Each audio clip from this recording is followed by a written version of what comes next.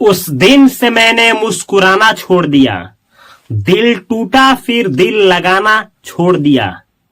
वो ढूंढ रहे हैं जमाना में मुझसे बेहतर, वो जिनके लिए मैंने जमाना छोड़ दिया।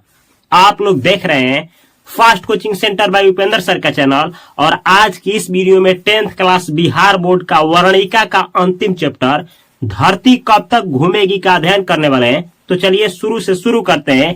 इस वीडियो को देखने के बाद आपको न किताब पढ़ने की आवश्यकता होगी, ना कोई चैप्टर यूट्यूब पे सर्च करने की आवश्यकता होगी। एग्जाम हॉल में आप आसानी से ऑब्जेक्टिव और सब्जेक्टिव बना करके आएंगे। ये है आपका चैप्टर धरती कब तक घूमेगी। अगर आपसे पूछा जाए कि धरती कब तक घूमेगी पाठ का लेखक कौन है, तो आप आंसर करिएगा सावरदैया। आपसे पूछा जाएगा धरती कब तक घूमेगी पाठ जो है यह क्या है, तो कहानी है। आपसे पूछा जाएगा किस भाषा में लिखा गया है, तो राजस्थानी भाषा में। यानी यह जो कहानी है यह राजस्थानी कहानी है, यानी राजस्थान की एक गांव की कहानी है। अब आपसे पूछा जाएगा कि धरती कब तक घूमेगी, यह तो राजस्थानी कहानी है और लेखक कौन है, सावरदैया। तो आपसे क्वेश्चंस के रूप में पूछा जाएगा कि धरती कब तक घूमेगी, बताइए लेखक कौन है, सावरदैया। यहाँ लिखे भी है लेखक सावरदैया। अब आपसे कहा जाएगा कि सावरदैया राजस्थानी भाषा के क्या है, कहानीकार है। तो एग्जाम में दिया जाएगा ऐसे, राजस्थानी भाषा के प्रमुख कथाकार हैं। तो क्या आंसर करना है, सावरदैया। अब आपसे पूछा जाएगा धरती कब तक घूमेगी पाठ जो है कहां से लिया गया है, कहां से उद्धृत है, कहां से संकलित है, तो आंसर करना है समकालीन भारतीय साहित्य से। अब कब लिया गया इस पाठ को जो है समकालीन भारतीय साहित्य से कब लिया गया है, तो अप्रैल जून महीना था 1983 ईस्वी में लिया गया। अब ये सन नहीं पूछता है, लेकिन इतना पूछा जाता है कि धरती कब तक घूमेगी पाठ कहां से संकलित है, चाहे कहां से लिया गया है, तो समकालीन भारतीय साहित्य से। अब आपसे पूछा जाएगा कि धरती कब तक घूमेगी पाठ राजस्थानी भाषा में लिखा गया है, लेकिन आपको तो हिंदी में पढ़ना है, तो इसका हिंदी अनुवादक कौन है, तो ये स्वयं हिंदी अनुवादक है। यानी जब इस चैप्टर का हिंदी अनुवादक पूछा जाए आंसर करना है सावरदैया। तो एक बार देख लिया जाए क्या क्या ऑब्जेक्टिव पूछा जाता है। आपसे पूछा जाएगा धरती कब तक घूमेगी पाठ का लेखक कौन है, सावरदैया। आपसे पूछा जाएगा कि धरती कब तक घूमेगी पाठ जो है क्या है, कौन सा विधा है, तो कहानी है।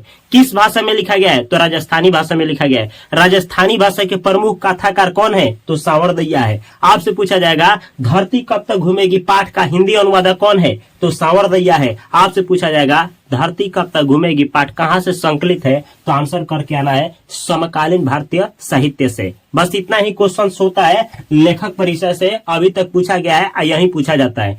अब इसके अंदर में जो है धरती कब तक घूमेगी, थोड़ा सा देखा जाए पाठ के अंदर क्या है।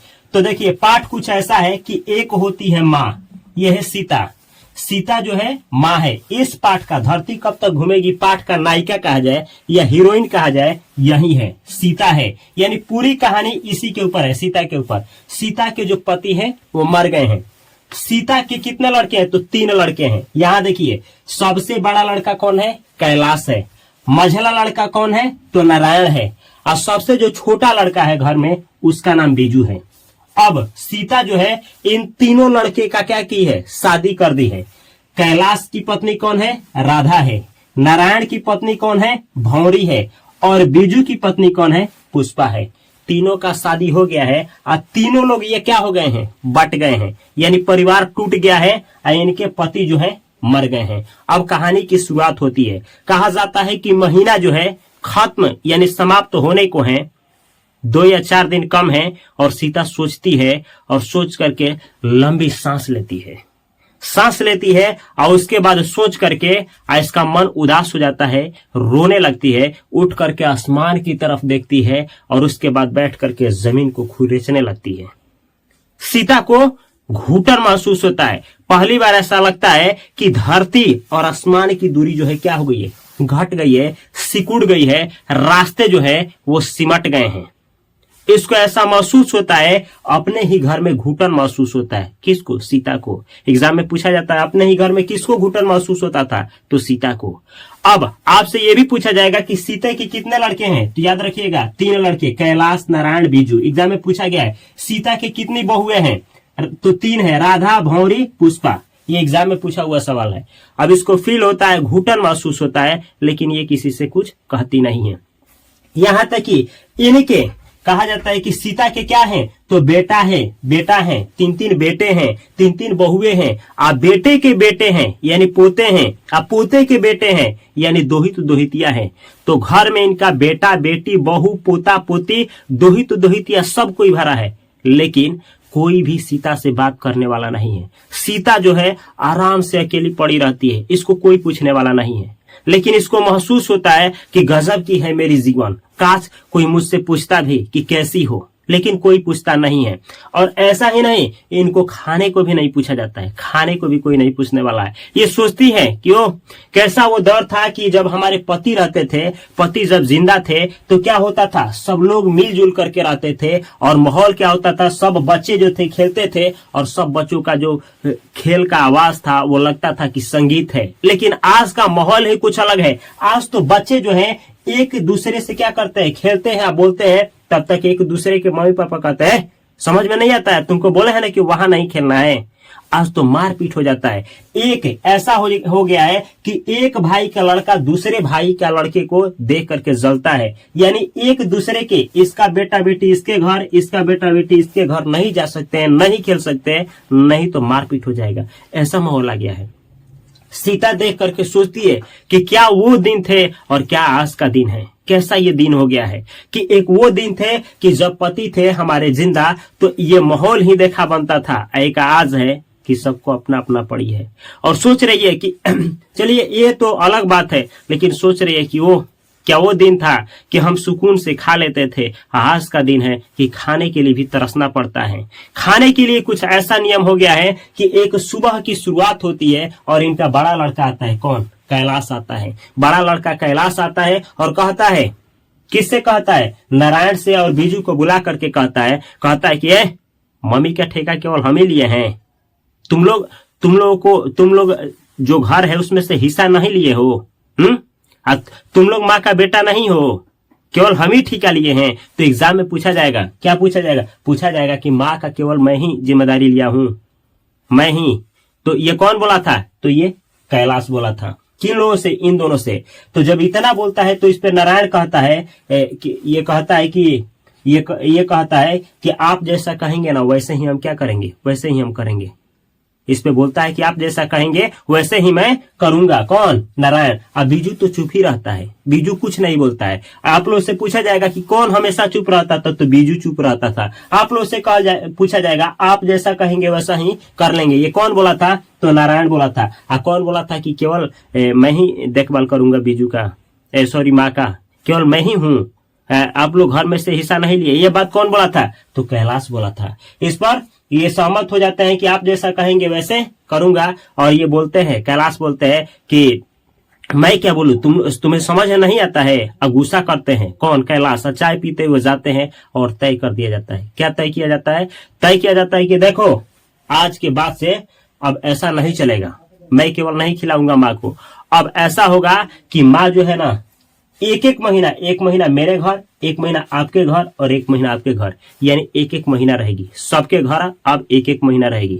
अब इतना जब तय होता है और इस पे कोई कुछ नहीं बोलता है। जब माँ देखती है तो तीनों के आंख को तीनों के निहारती है पहले और रो देती है। रुआंसी आ जाता है। क्या जाता है, रुआंसी। रुआंसी का मतलब होता है ना कि वो क्या हो जाती है, उदास हो जाती है, अपना दुख कह नहीं पाती है। एक चीज और बतला दे कि माँ जो है अपना काला ओढ़ना देखकर, क्या जिस पर सोती थी वो काला हो जाता था ओढ़ना, और उसको देख करके रुआंसी हो जाती थी। तीन बहुए घर में हैं, लेकिन उसका ओढ़ना कोई खींचने वाला नहीं है माँ का। माँ यानी सीता का कोई भी ओढ़ना क्या है, खींचने वाला नहीं है। तो सीता अपना ओढ़ना को, काला ओढ़ना को देख करके रुआंसी हो जाती थी, जो कि एग्जाम में आता है कि सीता क्या देख करके रुआंसी हो गई, तो काला ओढ़ना।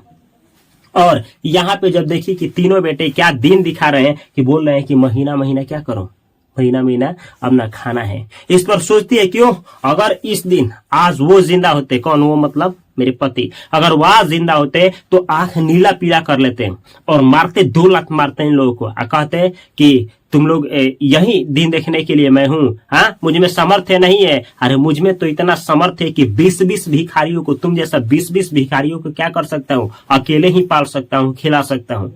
लेकिन ये केवल सीता सोच रही है कि काश ऐसा मतलब होते तो कहते, लेकिन अपना दर्द किसी से नहीं कह पाती है। और बीजू भी कुछ नहीं बोलता है, बीजू चुप रहता है और ऐसे ही क्या कर दिया जाता है, तय कर दिया जाता है कि अब महीना महीना क्या करना है, ऐसे ही करना है। ये कैलाश बोलते हैं चाय पी करके आते हैं, सुबह सुबह बोल करके चले जाते हैं और महीनवारी मान दिया जाता है कि महीना महीना ऐसे ही रहना है। अब क्या होता है कि अब तय होता है, आने वाला होता है क्या चीज, होली। फाल्गुन के महीना में आने वाला होता है होली। होली से 3-4 दिन पहले क्या होता है, तो ये एक दिन आता है नाहर सिंह जी वाले दिन। याद रखिएगा, एग्जाम में पूछा जाएगा।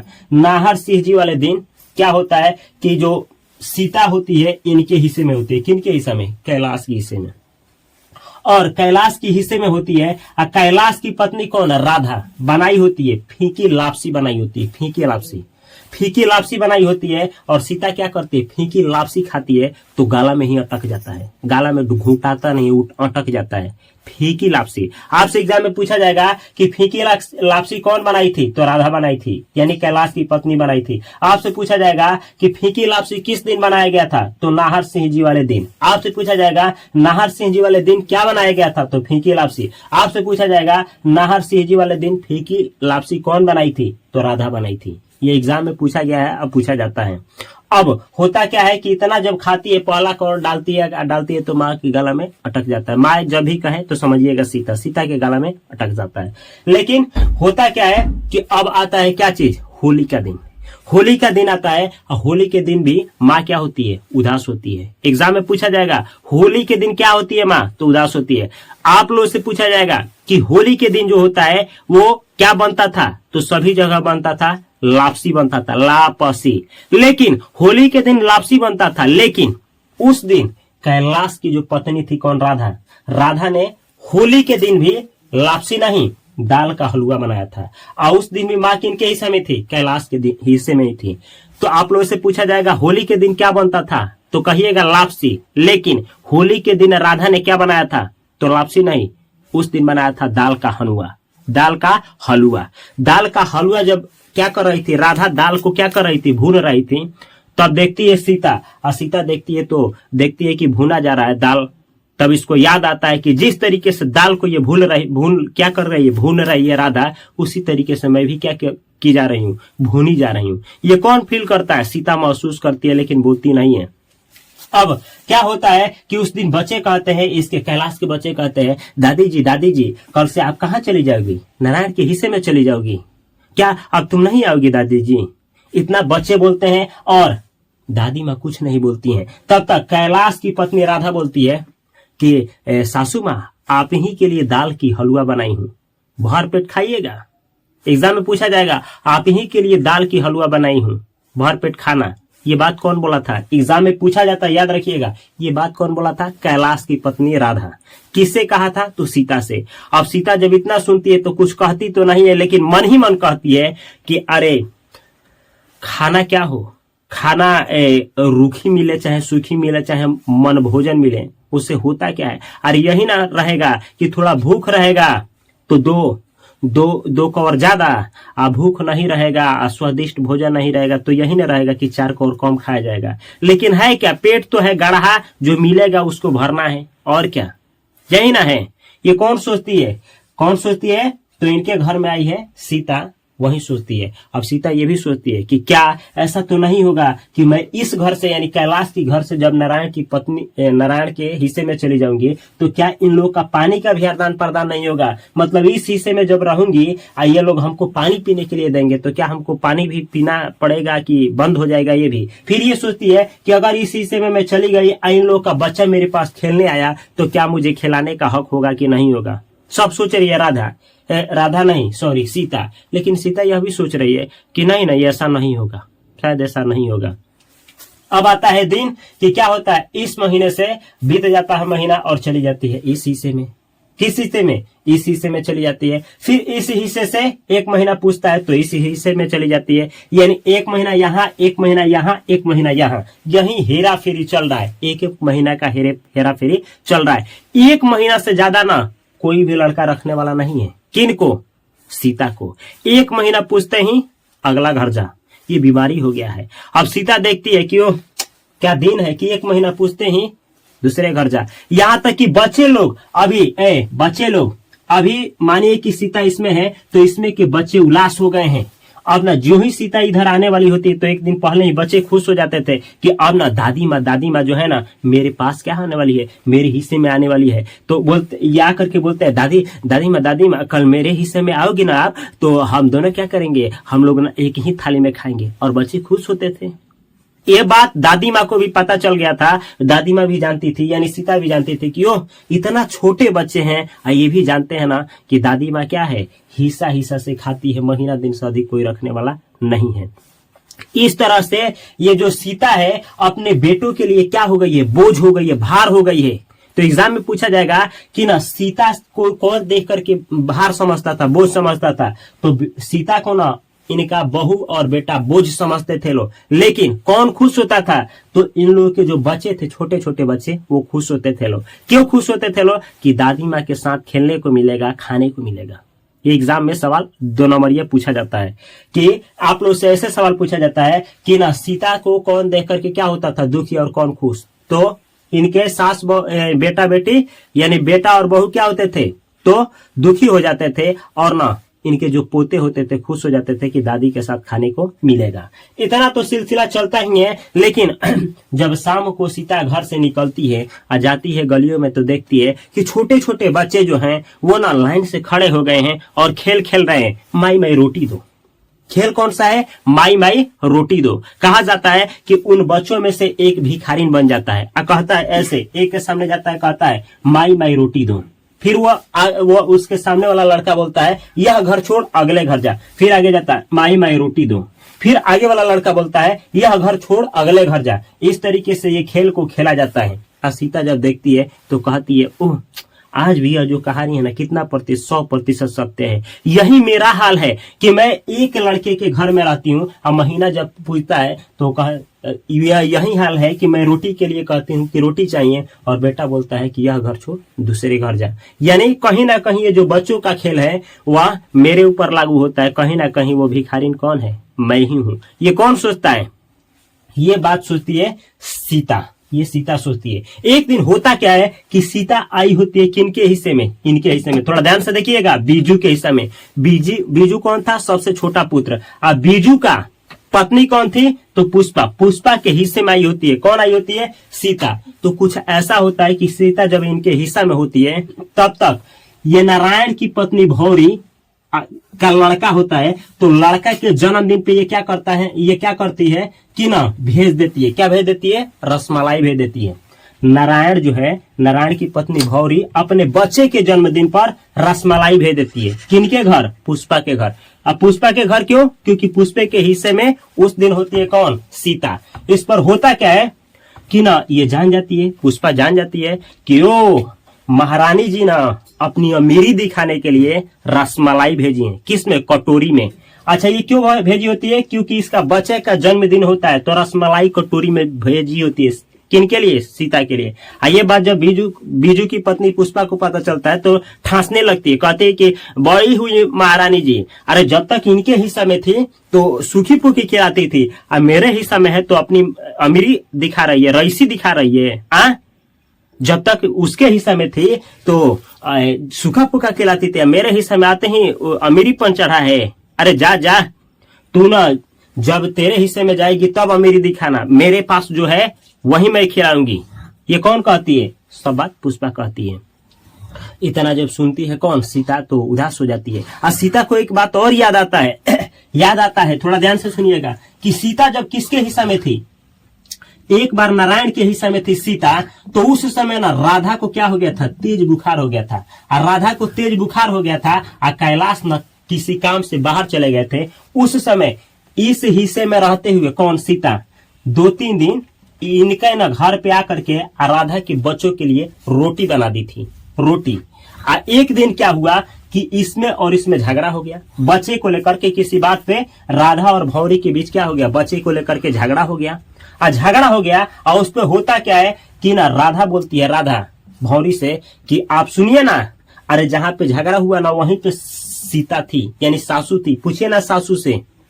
इस पे भौरी कहती है, अरे जा जा, मैंने तुझसे भी पूछ लिया और उनसे भी पूछ लिया। अरे इनसे क्या पूछना है, इनसे क्या पूछना, ये खाएंगी मेरे पास और नौकरानी करेगी आपकी, खाएगी आपकी और नौकरानी करेगी मेरे पास। अरे जब ऐसा ही करना था कि क्या, जब नौकरानी ही करवाना था उसे, मतलब काम ही करवाना था, तो कम से कम खिला दी होती। मतलब बात वही आ जाता है कि इस हिस्सा में थी और ये क्या रोटी 2-3 दिन बनाई होती है, वही बात को लेकर के इतना जब सुनती है कौन, सीता, अभी इसी हिस्सा में जब इतना सुनती है तो क्या हो जाती है, बहुत उदास हो जाती है, कह नहीं पाती है।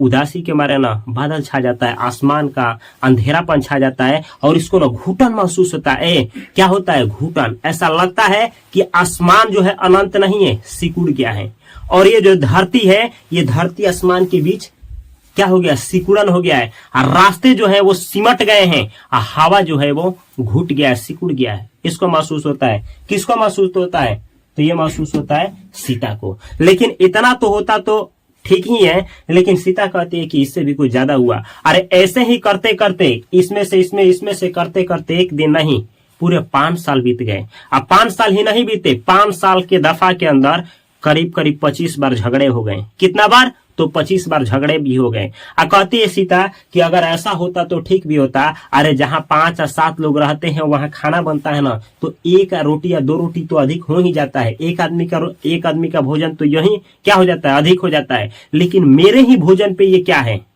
मतलब सोचती है कि मैं कौन हूं, मैं इन लोगों की माँ हूं। अरे माँ और बेटे के बीच तो क्या होता है, आत्मा का संबंध होता है, आत्मीयता होता है, लेकिन मैं कौन हूँ, ऐसा सोचती है। कौन सोचती है कि मैं कौन हूँ, सीता सोचती है। लेकिन कुछ कह नहीं पाती है, उदास ही रह जाती है। और सिलसिला कुछ ऐसा होता है कि कहानी आगे बढ़ती है, और एक दिन ऐसा भी आता है कि आता है फिर कौन, कैलाश आता है। कैलाश आता है और कहता है, अच्छा माँ इतना सोचती है कि कितना विपत्ति हुई इन लोगों के ऊपर, कि एक माँ, कितनी माँ, एक माँ और 2 रोटी, कितना रोटी, 2 वक्त की रोटी, एक माँ 2 वक्त की रोटी और 3 बेटे।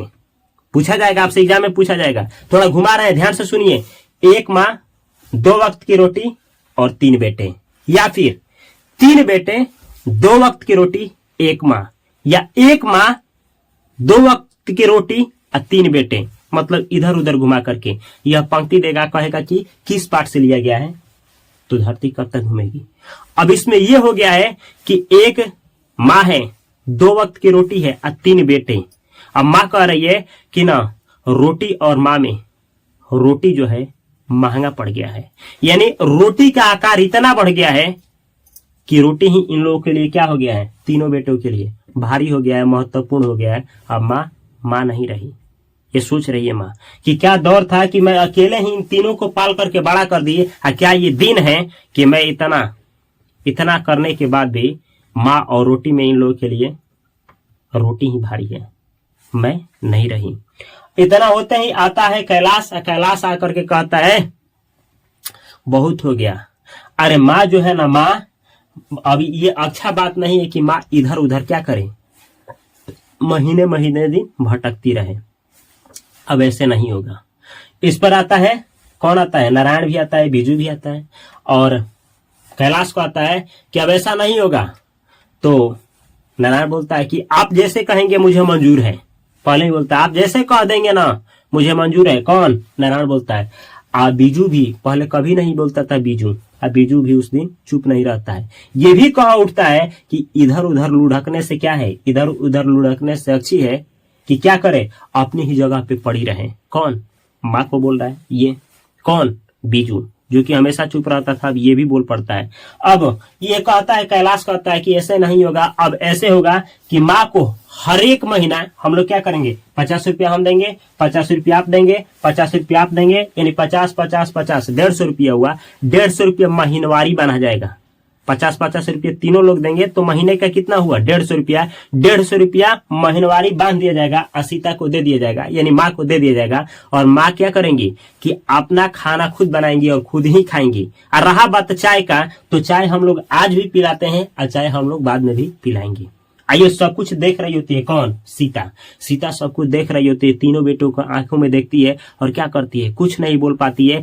ऐसा लगता है ना कि सीता के अंदर का है कि हृदय का टुकड़ा टूट गया है, समुद्र सा बह गया है धारा, लेकिन कुछ कह नहीं पाती है सीता। और इतना ही नहीं, उस पर थोड़ा बीजू बोलता भी है कि एक बार हम लोग क्या करते हैं, माँ से थोड़ा पूछ लेते कि पसंद है कि नहीं हम लोग का बात। इस पर ये दोनों कहते हैं अरे माँ से क्या पूछना है, माँ तो सब बात को लेकर के राजी होती है, माँ से कोई पूछने वाली बात है, अरे जो हम लोग कह देंगे माँ मान लेती है। लेकिन माँ तीनों लड़कियों को बारी बारी से देख करके अंदर से अंतरात्मा से रो देती है, कुछ कह नहीं पाती है।